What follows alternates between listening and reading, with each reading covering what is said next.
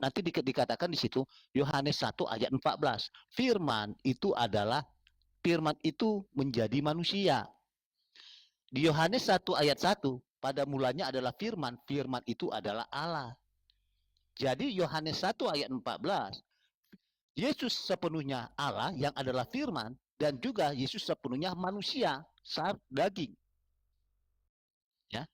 Malikil menyangkal mati-matian karena dia malu dengan kemanusiaan Yesus ini. Bagaimana Yesus kalau tidak datang sebagai manusia? Apanya yang disalib Malikil? Rohnya yang disalib. Allah itu roh, Tuhan itu roh. Di mana dikatakan Tuhan itu punya daging. Tadi saya sudah bawakan ayat perjanjian lama. Allah bukanlah manusia, bilangan 23 ayat 18. Allah bukanlah manusia. Ya. Allah itu sepenuhnya roh. Dalam Yohanes 1 ayat 14, yang adalah Allah, roh itu mengenakan manusia. Yohanes 1 ayat 14, firman yang adalah Allah mengenakan daging. Itu persatuan dua kodrat. Kodrat ilahi dan kodrat manusia Yesus. Dan kemanusiaannya yang bernama Yesus. Bagaimana Yesus bisa bangkit? Karena ada dia sebagai kodrat Allah.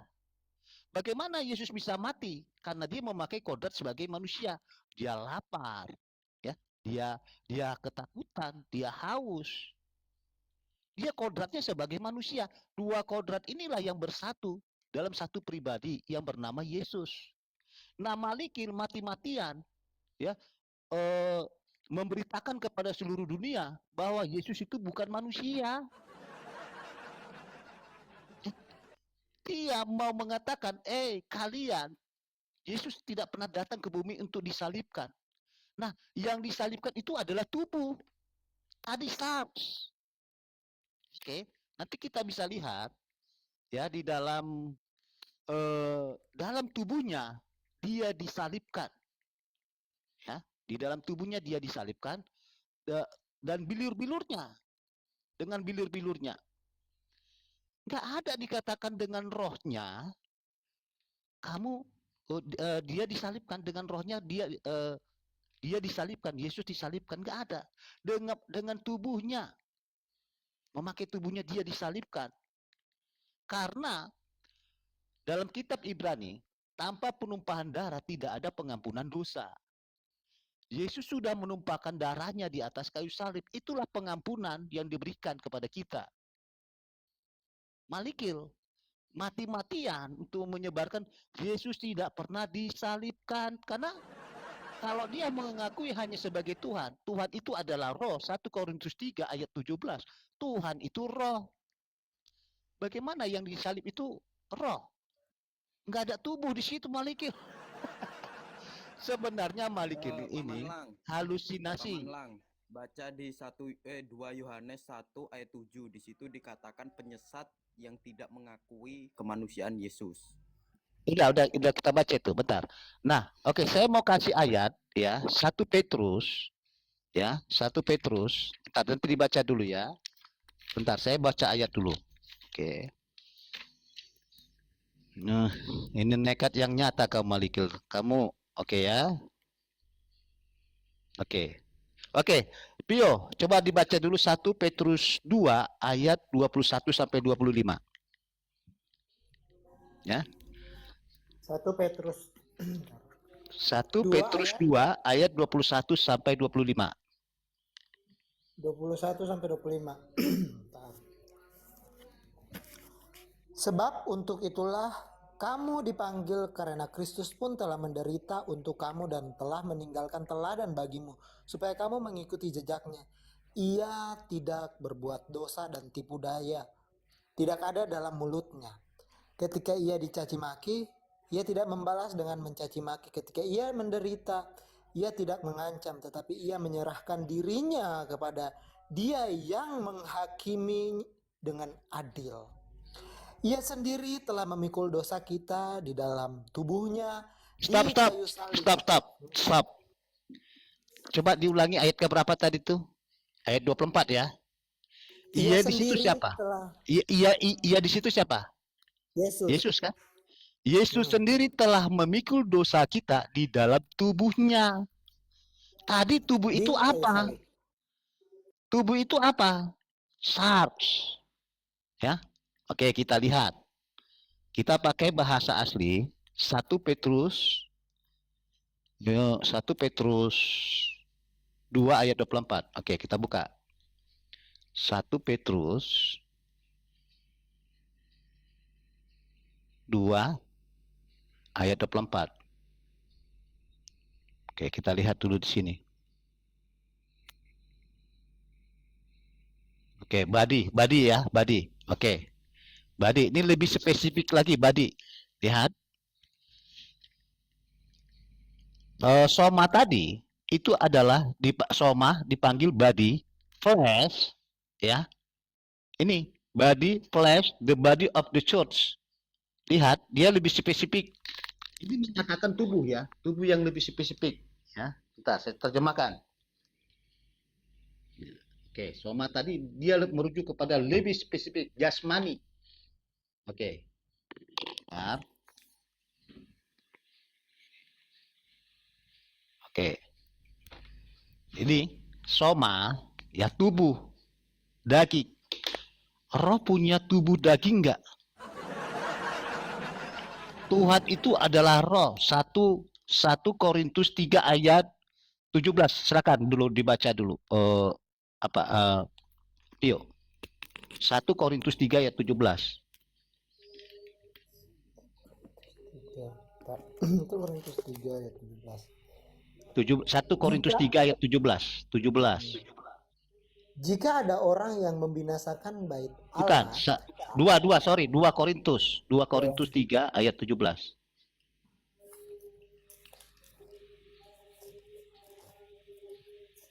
2 Korintus 3 ayat 17.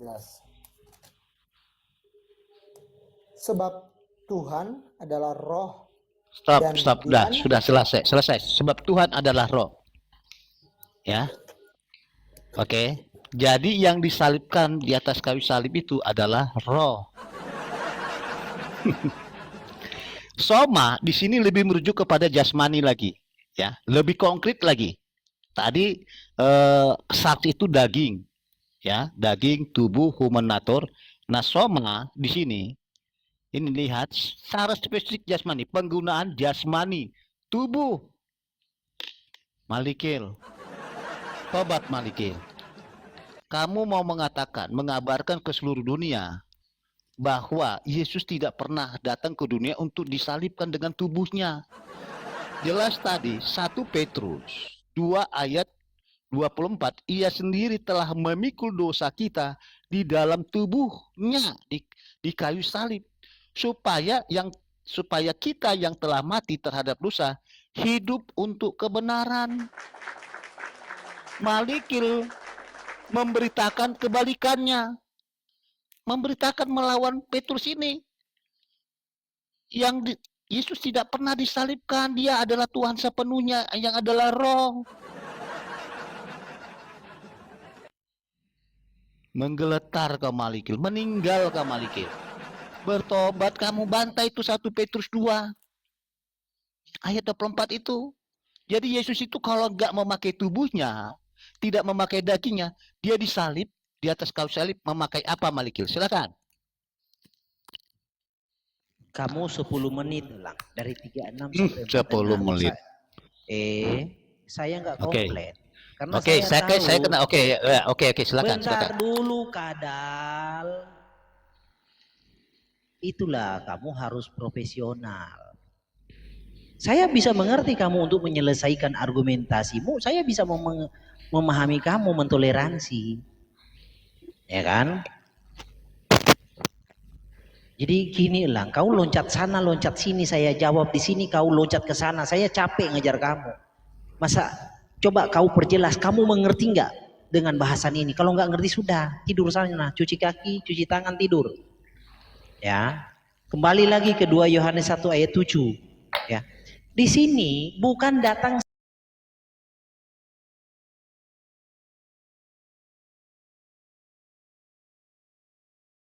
sebagai manusia, Tapi Yesus Kristus tampil secara daging atau tampil secara pribadi. Karena di sini menggunakan kata apa? Menggunakan kata ensarki, erkomenon, datang secara pribadi, datang secara daging. Itu ensarki. Kalau di bahasa Latinnya itu adalah incarne. Tuh. Qua quoniam multi seductores exirun in mundum quinon consiventur Iesum Christum finientem incarne his et seductor et in antichristus. Jadi incarne itu tampil secara pribadi, dirinya. Sama seperti Rasul Paulus incarne. Apakah Rasul Paulus sebelumnya apa lalu menjadi manusia? Tak lalu tampil sebagai manusia. Apakah sebelumnya bukan manusia? Kalian ini kan minim literasi, minim kosakata, tapi mau mencoba menghakimi Alkitab. Orang-orang LAI itu ya sama dengan kalian, minim pengetahuannya. Inkarne itu kosakata umum. Rasul Paulus juga inkarne. Kalian bisa bertanggungjawabkan kepada saya, Rasul Paulus sebelum inkarne dia apa? Hah? Kolose 2 ayat 1. Jangan diganggu ya 10 menit. Dari 47 berarti sampai 57. Nih, Kolose 2, catat, ini vitamin buat kalian. Biar tidak botol di dunia perdebatan. Kolose 2 ayat 1. Follow enim vos qualem solicitudinem habeam pro vobis et pro his quisan Laodikia et quimque non viderum faciem meam in carne. Apa? LAI menerjemahkan apa? Pribadi. Karena kata inkarne itu kata yang bentuknya perfect, kata yang tidak berbicara sebelumnya apa lalu menjadi apa. No, kata ini tidak terlibat sebelum dan sesudah, tetapi kata ini bercerita perfect saat itu, tampil secara pribadi itu, atau tampil secara daging, itu inkarne gitu loh. Jadi Rasul Paulus inkarne. Kalau Tuhan Yesus inkarne menjadi manusia, Rasul Paulus sebelumnya apa lalu menjadi manusia? Genderuwo. Apa? Kuntilanak sebelumnya lalu dia menjadi manusia. Hah? Kalian ini punya gereja tapi nggak pernah belajar. Jadi di dalam 2 Yohanes 1 ayat 7 bukan datang sebagai manusia, datang menyatakan diri. Memang siapa dia lalu menyatakan diri? Konteksnya ayat ini ada di ayat 3. Ini nih. Kasih karunia, rahmat, damai sejahtera dari Elohim Bapa, yaitu Yesus Kristus, Sang Anak, Sang Bapa.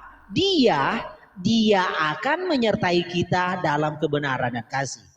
Kenapa saya bacakan dia? Kenapa saya bacakan Yesus Kristus adalah Sang Anak, Sang Bapa? Karena ini dua kata yang memiliki artikel masing-masing dengan case yang sama. Gak usah kalian tanggapi ke sana, gak mampu kalian bahas morfologi. Dia Sang Anak, Yesus Kristus adalah Sang Anak, Sang Bapa. Dia, kata dianya tidak diterjemahkan. Dia akan menyertai kita dalam kebenaran dan kasih. Nah, di bawah di ayat 7, Yesus Kristus itu adalah Sang Anak, Sang Bapa yang ditolak. Itulah antikristus. Kalau kamu tidak percaya Tuhan Yesus adalah Bapa itu, kamu antikristus. Kalau Yesus manusia, lalu konsekuensinya adalah antikristus, nggak ada nilainya. Karena itu hal yang umum. Setan juga percaya Yesus manusia. Orang Farisi juga percaya Yesus manusia. Itu hal umum. Nih, jadi saya jelaskan lagi tadi ya tentang Yohanes 10 ayat 30 ya. Di sini Tuhan Yesus menjanjikan hidup kekal. Kalian ngerti nggak? Tidak ada manusia yang bisa menjanjikan, yang bisa memberikan hidup kekal selain Sang Kausa itu atau Sang Pencipta. Tidak ada manusia yang bisa memberikan hidup kekal. Lalu kamu akan berdalih, iya itu Malikil. Yesus berkata dalam kapasitas manusia. Gundulmu. Di sini tidak ada dalam kapasitas manusia. Aku, ketika Malikil berkata aku, ya tubuh saya, jiwa saya, roh saya, itu aku. Tidak ada pengertian jika saya berkata aku, oh itu hanya kesadaran saya. Tubuh saya, daging saya tidak termasuk. Enggak. Kalian belajarlah tentang kosakata, penggunaannya, penerapannya. Belajar. Jangan terlalu botol lah. Enggak seru diskusinya kalau dengan orang yang tidak terlalu menggigit. Atau coba hadirkan lawan-lawan yang punya kapasitas, kualitas, kapabilitas di sini. Ketika Kristus berkata aku, itu totalitas. Tubuhnya, jiwanya, rohnya, itu aku. Aku akan memberikan hidup kekal. Makanya di kesempatan yang lain, Tuhan Yesus berkata apa? Barang siapa tidak makan dagingku dan minum darahku, dia tidak akan mendapat hidup kekal. Mengapa? Karena Tuhan Yesus itu yang terlihat. Tubuh daging itu adalah totalitas penyataan dari Elohim, yang adalah roh, yang menyatakan diri, yang inkarnate. Itu totalitas. Makanya darah Tuhan Yesus itu adalah sumber hidup kekal. Tubuh daging Tuhan Yesus adalah sumber hidup kekal. Mengapa? Karena dia adalah sang pencipta itu sendiri, yang memberikan darahnya, yang memberikan tubuhnya, yang memberikan nyawanya kepada manusia. Lalu kalian mau mengkhianati dia? Nah, gitu. Nah, masuk kepada ayat 33 Elang, kamu yang nggak ngerti di ayat 33, jika Yesus manusia, maka konsekuensinya dia menghujat. Karena tidak boleh manusia mensejajarkan dirinya dengan Elohim. Contoh Musa tidak masuk ke tanah perjanjian karena apa? Karena mensejajarkan dirinya. Malikil, selesai Malikil, selesai. Masih 3 menit lah. 10 menit loh, itu ada yang catat itu loh kami nih. Malikil, kamu konsekuen lah. Elang, Itu jangan begitu. Itu lah. sudah ada yang nyatet loh Malikil. Saya pun tadi lihat. Enggak, 47 Nah, ini. Elang, saya ingat. Oke, 47 apanya? Iya, 47 tadi saya mulai. Kamu 16.53 mulai bicara. Enggak. Ditambah 10 menit, ditambah 10 menit 16.46. Oh, Elang ini. Ya, Elang, oke, sudah ada yang kenapa? catat. Elang gini. Bentar gini, gantian dulu Malikil. Elang, Ini kamu sebentar kadal. dulu, Mau Elang. jadi kadal kamu kan? Nah ini. Elang. Kamu mau jadi kadal buntung atau tidak? Kenapa kamu tidak bisa mentoleransi saya sampai selesai? Saya bisa mentoleransi Loh, kamu. tidak bisa, waktumu. Saya juga sudah habis waktu. Kamu Oke. bicara sendiri ya. Saya pergi aja. Oke. Ya Oke, udah ya, Malikil, saya kamu pergi ya. dengarkan ya. Kabur kan? Ini nekat yang nyata kan, kabur kan? Malikil, di atas kayu salib itu siapa yang disalibkan? Apakah roh tidak bisa menjawab?